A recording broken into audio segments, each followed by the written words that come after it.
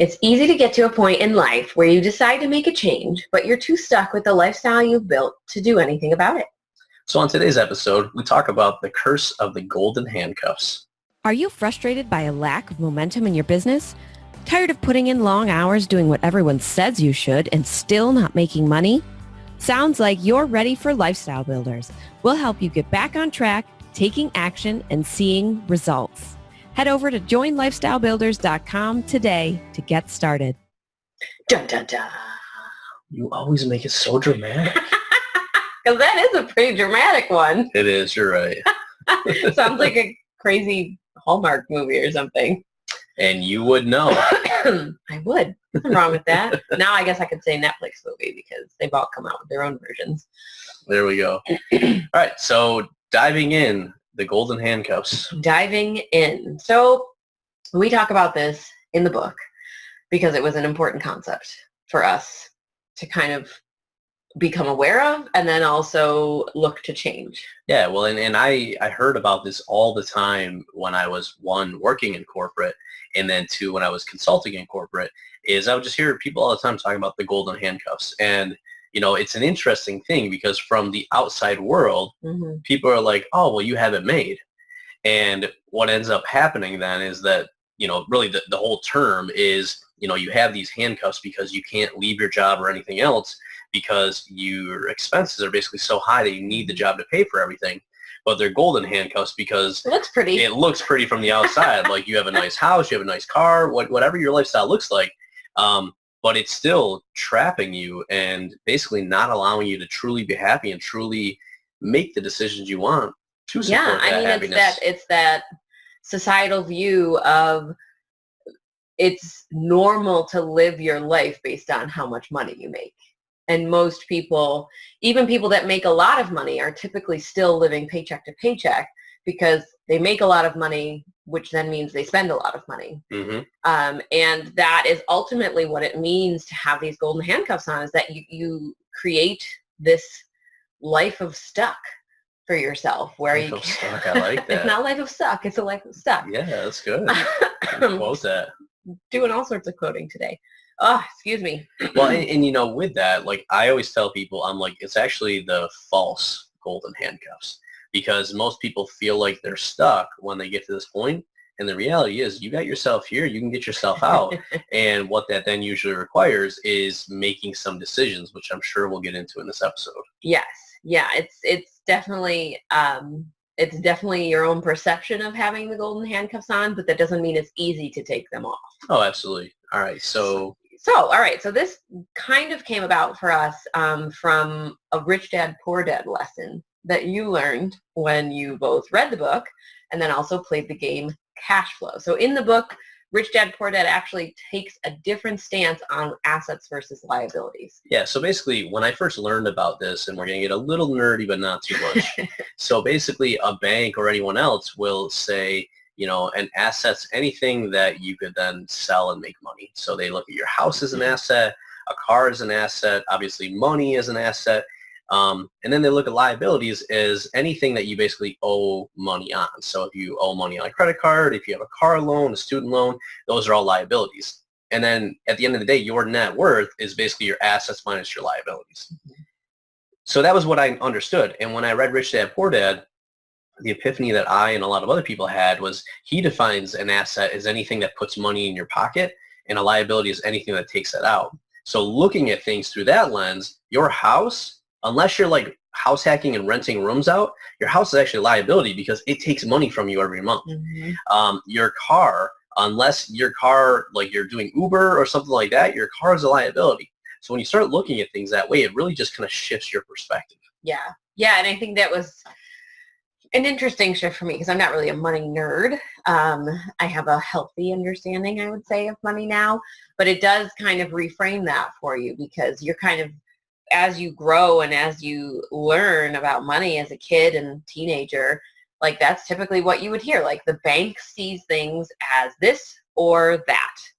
And that's great for the bank's definition, but what's life's definition? And I think that's what enough of us are not learning as we're growing up is like, okay, sure, the bank sees it as that, but in life, this is what it's really going to look like for you? Yeah, well, and the big reframe and the big thing this helps with is that this helps with your monthly cash flow because your house is something that over time, as it appreciates, as you pay down your mortgage, that will build equity. It's an asset eventually. But in the short term, it's going to be an expense for 10 years, 15 years, 30 years, however long you have that for. And so what that ends up doing related to this concept of golden handcuffs is it just increases your freedom number. So every single month, it means you got to make more money to cover your expenses. And you mentioned me learning this lesson in the cash flow game. Here's basically what happens. So Cash Flow 101, really cool game if you guys never played it. It's kind of like Monopoly and Life smashed together. And so basically you get a profession card, and that says like, here's all the debt you have, here's how much money you make, yada, yada. And so the first time I played this, I'm like, ooh, like I want a really good, profession. And so I got a doctor. I was like, yes, I'm making a bunch of money. And so we're playing this game, and the whole point is you want to build up passive income, quote unquote, so that the money you're making from your investments and your businesses exceed your monthly expenses, and then you can, quote unquote, leave the rat race. Yeah, leave your job. Yeah, and so we're playing the game. We're like, 20 minutes in, and this guy's like, oh, I'm out of the rat race. And I look down, and I needed to make like $13,000 a month to get out of the rat race, and I had like $3,000, so I was, making good progress. But this guy left, and I'm like, what? Like, what role were you? And he's like, oh, I'm the janitor. And I'm like, what? How do you possibly get out of the rat race if I'm the doctor and you're the janitor and you beat me? Like, what are your monthly expenses? It's like, oh, like, or I said, what's your passive income? He's like, oh, like 1,800. And I'm like, what? Like, my mortgage is bigger than your, monthly income. And it was funny because I remember back, I was saying that like I was proud. Like, I spend more money on my mortgage than you make. And hindsight being 2020, I'm like, this guy just basically achieved financial freedom, and I'm bragging about how big my mortgage is. And this is a problem that we have with our society. And basically the reason he was able to get out of the rat race was because his freedom number, how much he needed to make to sustain his lifestyle, was very low. And as a doctor, and in that card, what happened was like, very nice house, very nice car, big student loan debt. And so it would take somebody so much longer to get out based on that. So that was a real light bulb moment for me. And like, oh my gosh. So obviously the lower we can keep our freedom number and our monthly expenses, the faster we're going to be able to achieve financial freedom. Yeah. And I think, real world example for you is obviously we have been together since college. We graduated college. We immediately bought a house, large debt. We had to buy new cars at one point, more debt. You had a nicer and nicer job as we were, raising our family and having kids. And while from the outside that looked amazing, one of our goals was for you to leave your job. So we were actually doing the opposite of what we were supposed to be doing. Yeah, and it's very easy not to realize that because the thing I hear and I think we fell into was like, man, I worked so hard, I deserve that. But sure, you can say you deserve it. What you're actually deserving is a $400 or $600 monthly car payment. Sure, if that's what you want to deserve, great. But if you're trying to achieve financial freedom, that is actually literally robbing years from how long it's going to take you. Well, and I think, it's really hard coming from the place that you're at where you fit into society and you feel welcomed in your group of friends and you feel, let's just put it out there, you feel quote unquote normal because you have what everyone else has and everything that you have looks the same as everyone else. And that's one of the things that growing up, like you always want to fit in.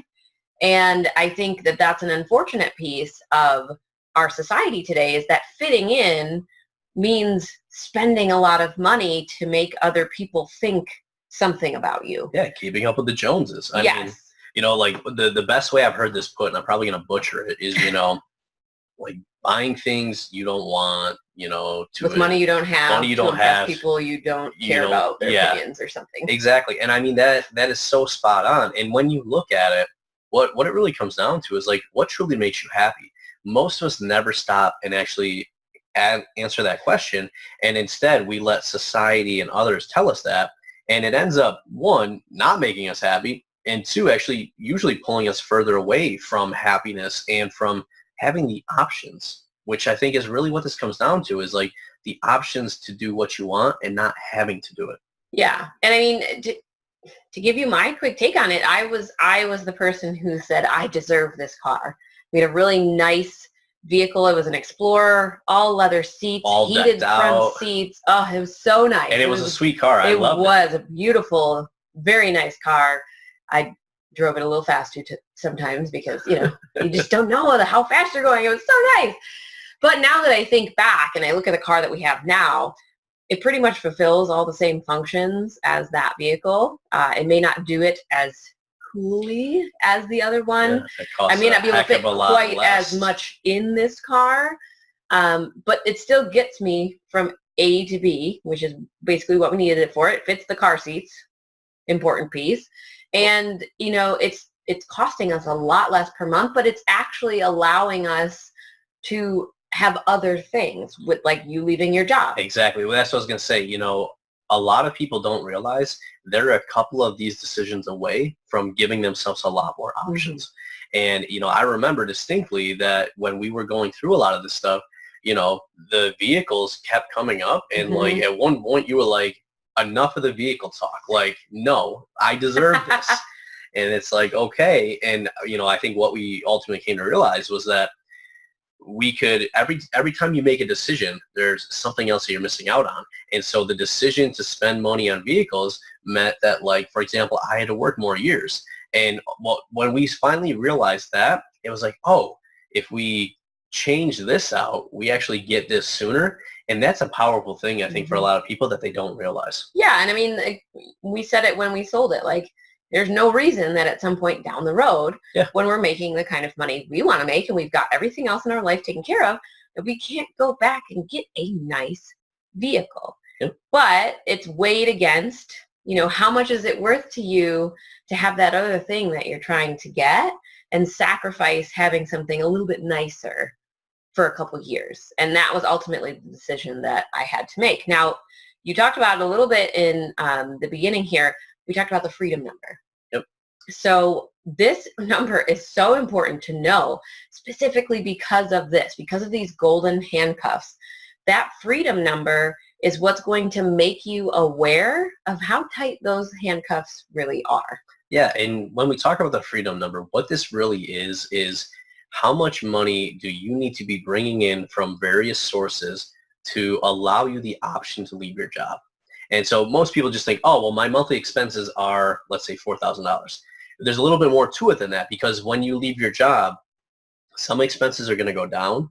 For example, if you're not traveling, you're not spending as much on gas and car maintenance, but some expenses might go up, like if you have to pay for your own insurance. So your freedom number is really, if you were to leave, how much would you need all of your different sources of income, like your investments, your businesses, et cetera, to cover in order to do that?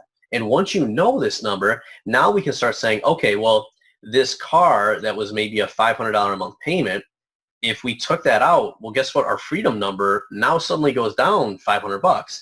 And it's like, oh, so now we don't have to do as much or, invest as much or whatever in order to hit that. So to me, that's a really powerful thing. And then you can start evaluating every expense you have in your life and say, is this worth it or not? And part of what we see people run into is they're either spending so much and they're spending on everything, and then they go to the other extreme where they're like, well, we're going to cut everything back and we're just going to live miserably. And what we found to be the best is figure out, like, we did an activity. We said, what's on the table for like cutting and what's off the table. And when Ariana defined a couple things that were off the table, like, for example, selling our house, she did not want to do that. So we took that off the table and we said, with everything else that's on the table, so we're going to spend on the areas we want, and with everything else, let's cut back as much as we can. And so that allowed us to be happy and enjoy life while we were really trying to build everything up to exceed our freedom number, and at the same time, saving us years on what it was going to take to make that happen. Yeah, and I mean, one quick example of what was on the table, gifts. Mhm. For us, we're not motivated by giving gifts Our or love language, receiving gifts. yeah, our love language, Our love we're both language like is number 0 one. We have like on, 1 point for yeah, gifts. like we don't give each other gifts. And people, like the traditional world, looks at us and they're like, oh my gosh. You Like, don't give each other anniversary presents? yeah, and it's sort of like, my anniversary present is you every day. Yeah. But like, so that's one of the things I think has really been eye-opening for us is once you kind of step out of what the world expects and realize that you truly do what you want to do for you, one, people look at you differently, but two, it actually helps you hone in on what truly is important Mm-hmm. and cut out the stuff that you were just doing because you thought you needed to, or at one point you enjoyed it, but now you don't because you've grown and evolved. And I think that's really powerful. Yeah. Yeah. And it helped us reset expectations with our own children. Absolutely. Even. Like so many people are feeling those outside expectations of what their kids should have and what society says and what their friends have. And for us, it was like, nope, we took that off the table. So we're going to find something else to fill that in with. And for us, it was experiences. So we decided quality time was more important for us. And luckily enough, that is not as expensive as gifts. Yeah. Well, and this is where I think it really comes down to is like, and we harp on this number a lot because when you know this number, and then when you tie that back into like the life planner we talk about and really getting clear on, what you want the future to look like and intentionally work towards that, now you can really have some really powerful conversations on like, okay, like where do we want to spend money and where do we want to cut back? And then most importantly, what's the impact of those choices? And we always tell people, and I mean, we even talked about it with Jonathan Mendonza on one of the previous episodes, just being intentional with your choices makes a huge difference. Yep. Yeah, for sure. All right. So we talked about the freedom number. We talked about it being a conscious choice for you as what that freedom number means. The biggest piece of this episode, this concept of the golden handcuffs, really comes down to the mindset. Yeah, in our society, I'll speak in the U.S., could be different abroad, but our society is so much of like this consumerism and comparison society. And it's funny now, like I joke with people that I have like a cartoon wardrobe because when you open up my closet, it's like black shirt, black shirt, black shirt, black shirt. And He's not lying. And it's funny, like, previously, like as I was, moving up the corporate ladder and as I was like a consultant working with these executives, I even fell into it where I was like, man, I've got to have like nice clothing and whatever, because if executives see me that way, they look at me a certain way. And there is definitely a part of that that's true. What I found now being on the other side is that because I truly know like what makes us happy and, I'm confident in everything that we have, it doesn't really matter what I'm wearing or what car I'm driving or anything else. It's my confidence that ultimately allows me to succeed, not, the label on, a piece of clothing that I'm wearing. Yeah, and I think for me, it was a lot of shifting my own perspectives and like relationship with money. And that's something that is still kind of taboo to talk about in society. Like you start talking about money with your friends and they kind of find another way to change the subject and talk about something else because it's awkward. We're not supposed to share how much money we make. We're not supposed to share how much debt we're in. We're not supposed to share our secret guilty pleasure shopping cravings or whatever. Like it's just, there's all this talk about how we're not supposed to talk about money, but then you look at like what's the biggest reason for arguments between couples? Money. What's the biggest reason for issues between children and their parents? Money. Like it's just it's pervasive in our culture. It's everywhere. And so many of us go through life without ever truly understanding our own relationships with money and how that changes how we do things and how we act upon situations. So I think for me, like that was my biggest mindset shift around all of this was like, okay, I grew up thinking about money a certain way. That's not necessarily the only way. And just opening my eyes to some of the different things that are out there. Yeah, and the biggest thing that I've seen, I think both with us as well as just all the people that we've, experienced along on their journeys as well, is really coming back to that question of like, what makes you happy? And oftentimes when people list that out, most of it really doesn't require a lot of money or much money.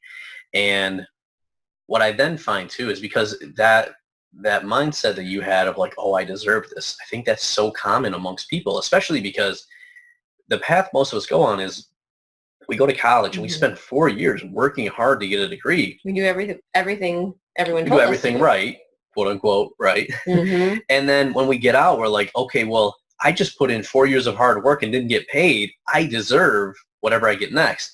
What we don't realize is that, sure, we didn't get paid, but we also went into a whole bunch of debt. Yeah. And so the more, like when you're younger, the more you can make smart choices and keep your expenses low, get that debt paid off and start investing, the more you're going to be able to get later on in life. But what ends up happening is a lot of us keep digging that hole like we did, and you just get into so much debt that like you get on this endless cycle of like, well, I worked hard, I got a raise, I deserve this. That puts you more into debt, and it ultimately takes you further away from the things that truly make you happy. Yeah, and I think there's also that whole like victim survival mode that we've got going on, because as you said, like there's no guarantee after 4 years of college that you're going to come out of school and get a job to then pay for all of that debt that you put yourself in. So many of us fall into that survival mode where we have to have a job because we have to make money, because not only do we have to pay back all that debt, we also have to pay for all of our expenses. So then it's just this constant war in our own minds of, I have to survive. I have to do all these things to survive. And many of us have those moments where I deserve this. I'm going to do this because it makes me happy. And then you have that guilt of like, oh my God, I spent all that money and now I'm not really happy. And one of the things about the financial independence movement that sort of rubbed me the wrong way at first was because a lot of people talk about going total frugal mode, like selling their house, moving into a tiny home, like living off of the land, and like super, super minimalistic lifestyle. And that's not appealing for so many people. Like that doesn't appeal to me at all. So that then again turns me away from managing my money and learning how to pay down my debt and live more frugally in my own aspects. So I think a lot of that was having that mindset shift of, I don't have to do it the way other people did it. I can figure out a way to do it that works for me, which is a lot of what we talk about in the book. Like, figure out what's important. If this is important to you, spend the money on it, but then realize it might take you a little bit longer to hit your freedom number. And that's okay. Exactly. Like, Jigs. I mean, a big thing of what we talk about is like your life, your business, your way. We say it in our tagline. We end every show with it, because the goal of retiring early and building your lifestyle isn't to completely deprive yourself on the way. Just like it's not. We don't want you to be miserable for 5 years. Yeah, well, we don't want to delay, like just like we don't want to delay happiness and living life until retirement at 65. Mm-hmm. If you're going to retire at 35 or 45 or whatever that number is for you, you don't want to completely delay happiness until then. What we do want to do, though, is be very intentional, right? So like, we were at FinCon, recently, and Ramit Sethi on his speech was just, he had random people from the audience be like, what is the one thing that doesn't matter how much money you spend on, you're just going to enjoy it? And people went through like, oh, there's this just pasta restaurant that I love, and I would spend $100 on a plate. And this other woman, well, like, you spend all this money on her cat. And this other, person would spend all this money on their car. And the key thing, and he demonstrated so great, was like, whatever you enjoy, whatever truly makes you happy, spend in that area, because you're not going to feel deprived. But, and every other area that doesn't do that, cut back like crazy. And like, so there's this big thing out there, and Ramit really goes against, like David Bach and some of the other authors, where David Bach talks about like, cut out your coffee, right? The latte factory calls it. And so Ramit's like, listen, if coffee gives you joy, like spend on coffee, spend $10. Spark joy. Yeah. I mean, that, like, you'll see that a lot of these things come back together, right? And like, that's a big part of like Marie Kondo and Sparkling Joy is like, hey, we got all this stuff in our house. That clutter, is it really like benefiting you? And is it really what you want? Or is it just stuff that you've accumulated and now it's kind of pulling from you? But anyway, so let me pull this all back together. But basically, whatever is going to make you happy and spark joy on the journey, spend it there. Like we have a home theater in our house and people come and they're like, oh my gosh, this is beautiful. And then they go into the other room and we've got like a hand-me-down couch from college that's like 15 years old. And they're like, well, why don't you buy a new couch? It's like, because it doesn't matter. Like it's wanted comfy. Who cares? We wanted the home theater because we knew that as we had kids, we could create family memories there. We wouldn't have to go out to the movie theater. We could enjoy it. So that's something that we spent money on. Also, who buys a new furniture with kids? This is true. This is very true. We will eventually get new furniture in our theater room. It will be once our children are old enough not to spill things all over the place. Yeah. And so to that point, make sure that you're spending now on things that you truly enjoy, and just on the other stuff that doesn't matter, cut back, because that's what's going to allow you to live and enjoy life now while still being intentional and building towards your future. All right, so we covered a lot on today's show. One thing I would like you to take away from today is step back. Take a look at your current situation. Do you feel handcuffed? Do you feel stuck doing the things that you're doing because of the lifestyle you have built? And so kind of building on that, I'm going to challenge you to listen to your language and that of the people around you. Because a lot of us, going back to your victim mentality, say, well, like, I need this or I deserve this. And what I want you to do is realize that everything is a choice and you have full power over that. And just because, the language and the words we use are ultimately going to impact how we think and the decisions we make. So when you realize you have a choice and the opportunity cost of choosing this versus choosing that, that's where you truly have power and can truly make intentional decisions. Yeah. So what do we got for him today? Just had a really awkward silent pause there. I was going to say. My brain is not catching up with me today. Is this your first podcast episode? Shh. I'm getting over being sick. Leave me alone. I think we're on 140 and you don't know how this flow goes yet? 142. All right. Well, I'm glad you have those details down. So, yes, the golden handcuffs, this is one of the many topics that we talk about in the Lifestyle Builders book. And so if you're digging this conversation, if you enjoy the podcast, the real reason we wrote the book was we got feedback from people that were like, love the podcast, but you go from like this thing and this thing and this thing. Do you have like a roadmap that we can follow? In order. And so really the book is the logical blueprint or roadmap that you can use. And you get a little bit of the Ariana and Tom back and forth and all of that. So if you guys are interested in the book and checking that out, you guys can get that at lifestylebuildersbook.com. or any bookstore, physical, online. It's available. Yeah, everywhere. It's available as of today's episode. It'll be on pre-order, but it comes out in a couple weeks. Yay! So go order it. Go order it now. And with that, if you guys are looking for more support and more help as you make this shift off of the traditional path and onto the lifestyle builders path, where you're truly building the life you want and supporting that with your own business, we'd invite you to come and join the Lifestyle Builders Incubator. And this is basically our step-by-step roadmap for how you start a business, figure out who you're talking to, ultimately start making sales and start growing your business on that path to allowing you to leave your job. Yeah. And so where can people find that? You can find that at joinlifestylebuilders.com. My brain will catch up eventually, I swear. All right. It has been another great episode with Tom and Ariana, your hosts and Lifestyle Builders. And as always, I want you guys to remember that it's your life, your business, your way. We'll see you next time. Bye. Hey, we hope you enjoyed this episode. If you know another entrepreneur who may benefit from hearing this show, we would so appreciate you being a good friend and sharing it with them. Are you dreaming of a life of financial freedom and more time to spend with your loved ones? Want to build your business to support that dream? You need Lifestyle Builders, a mentorship program designed to meet you where you are and give you strategic and custom guidance so you can build the business you need for the life you crave. Become a lifestyle builder at joinlifestylebuilders.com. Are you a Lifestyle Builders podcast fan?